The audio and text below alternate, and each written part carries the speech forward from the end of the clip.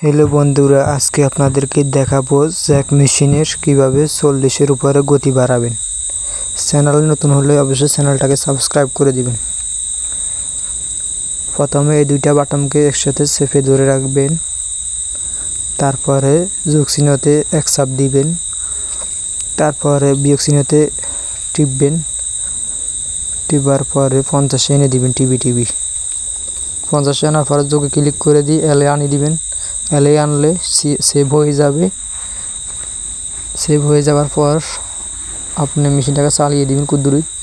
তারপরে আপনার যোগ চিহ্ন থেকে ক্লিক করে 50-এ আনিয়ে দেবেন। তারপর আপনি মেশিনটাকে চালিয়ে দেখবেন আপনার মেশিনের গতি 50 হয়ে গেছে। চ্যানেলে নতুন হলে অবশ্যই চ্যানেলটাকে সাবস্ক্রাইব করে দিবেন।